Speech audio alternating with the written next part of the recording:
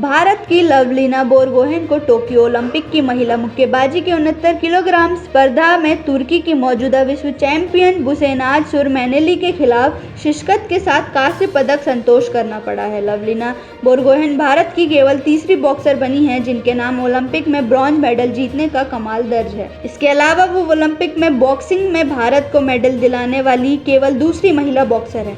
लवलीना से पहले ऐसा कमाल सिर्फ मैरी कॉम ने किया है। लवलीना को तुर्की की मौजूदा विश्व चैंपियन बुसेनाज सुरमैनेली ने सेमीफाइनल में 5-0 से हराया। दिल्ली के मुख्यमंत्री अरविंद केजरीवाल दिल्ली कैंट के कथित रेप और हत्या के मामले में पीड़ित दलित परिवार से मिलने गए थे, लेकिन जिस स्टेज पर वह थे वह इतनी भीड़ जमा हो गई कि वह नीचे गिर गया। इसके बाद केजरीवाल बिना बोले ही वहां से लौट आए। इस हादसे में सीएम केजरीवाल को चोट नहीं आई है। इस घटना पर बीजेपी और आप नेताओं के बीच आरोप प्रत्यारोप का दौर शुरू हो गया है। दिल्ली बीजेपी के अध्यक्ष आदेश गुप्ता ने कहा कि वहां आम आदमी पार्टी के लोग माहौल खराब कर रहे हैं। वहीं आप की विधायक राखी बिड़लान ने आरोप लगाया कि बीजेपी के लोग वहां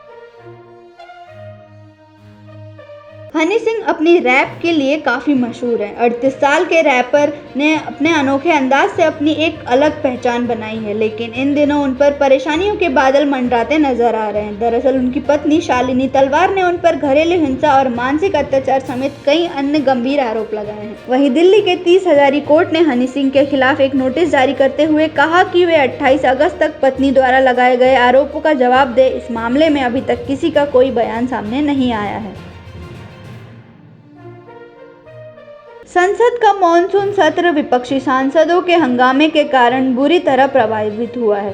पेगासस और कृषि कानूनों के मुद्दे पर विपक्ष ने हंगामा कर संसद की कार्यवाही को लगातार बाधित किया है। बार बार के व्यवधान के बीच कार्यवाही अगले दिन के लिए स्थगित होना अब रोज की बात हो गई है और दोनों सदन राज्यसभा और लोकसभा का कामकाज इससे प्रभावित हुआ है। हंगामे के कारण लोकसभा की कार्यवाही बुधवार को 12 बजे तक स्थगित करनी पड़ी। लोकसभा की कार्यवाही जब सुबह 11 बजे से शुरू हुई तो विपक्षी सांसदों का हंगामा भी शुरू हो गया। फलस्वरूप कार्यवाही 12 बजे तक स्थगित करनी पड़ी। उधर राज्यसभा की कार्यवाही शुरू होने पर कांग्रेस सांसद आनंद शर्मा ने कहा कि जो मंत्री यहां मौजूद हैं उन्हें पेपर प्रेजेंट करने की सुविधा नहीं दी जानी चाहिए। इस पर सभापति वेंकैया नायडू ने कहा कि कोविड-19 की स्थिति के कारण संसदीय कार्य मंत्री ने राज्य मंत्रियों को अन्य मंत्रियों की ओर से पेपर प्रेजेंट करने के लिए अधिकृत किया है। राज्यसभा सभापति ने वेल में प्ले कार्ड लेकर हंगामा कर रहे सांसदों का नाम राज्यसभा सचिवालय से मांगे हैं। आरएसएस प्रमुख मोहन भागवत के खिलाफ आपत्तिजनक पोस्ट के मामले में यूपी पुलिस ने एक युवक को गिरफ्तार किया है। संभल जिले से ये गिरफ्तारी की गई है। संभल जिले के चंदौसी क्षेत्र में एक युवक के संग प्रमुख मोहन भागवत के खिलाफ व्हाट्सएप ग्रुप पर कथित रूप से अभद्र पोस्ट करने के मामले में गिरफ्तार किया गया है। एसपी चक्रेश मिश्रा ने बुधवार को बताया कि चंदौसी थाना क्षेत्र में अखिल भारतीय विद्यार्थी परिषद के जिला संयोजक आकाश कुमार ने मंगलवार को तहरीर दी कि गणेश कॉलोनी निवासी विशाल मौर्य ने सरसंघ चालक मोहन भागवत के खिलाफ व्हाट्सएप ग्रुप पर अभद्र पोस्ट की है। इससे उनकी भावनाओं को चोट पहुंची है। आरोप है कि उस युवक ने उसके साथ गाली गलौज की है।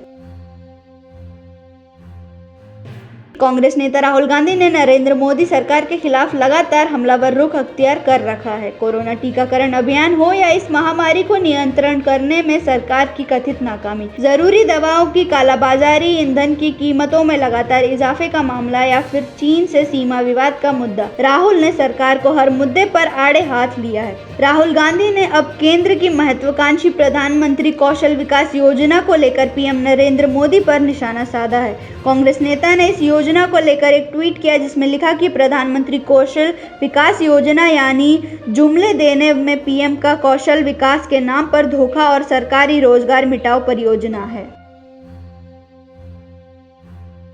उत्तर प्रदेश के विधानसभा चुनाव से पहले केंद्र की नरेंद्र मोदी सरकार अन्य पिछड़ा वर्ग पर दूसरा बड़ा दाव लगाने जा रही है। सूत्रों ने बताया कि आज कैबिनेट की बैठक में संविधान संशोधन बिल को मंजूरी दी जाएगी। इस बिल को इसी मॉनसून सत्र में पारित कराने की कोशिश होगी। बिल के मुताबिक राज्यों को अपनी ओबीसी लिस्ट बनाने का अधिकार होगा। इसी साल 5 मई को सुप्रीम कोर्ट ने कहा कि केवल केंद्र सरकार ही अन्य पिछड़ा वर्ग की सूची बना सकती है। केंद्र सरकार ने इसका विरोध किया था।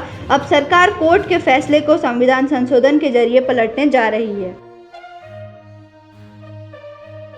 भारत के स्टार एथलीट नीरज चोपड़ा ने टोक्यो ओलंपिक की भाला फेंक प्रतियोगिता के ग्रुप ए क्वालिफिकेशन में बुधवार को यहां 83.50 मीटर का क्वालिफिकेशन हासिल करते हुए फाइनल में जगह बनाई। ओलंपिक में पदार्पण कर रहे चोपड़ा ने अपने पहले ही प्रयास में भाले को 86.65 मीटर की दूरी तक फेंककर फाइनल के लिए क्वालिफाई किया और भारत के लिए पदक की उम्मीद जगाई। चोपड़ा की ओलंपिक की तैयारियां चोट और कोविड-19 की महामारी के कारण प्रभावित हुई थी, लेकिन उन्होंने अपने प्रशंसकों की बिल्कुल निराश नहीं किया।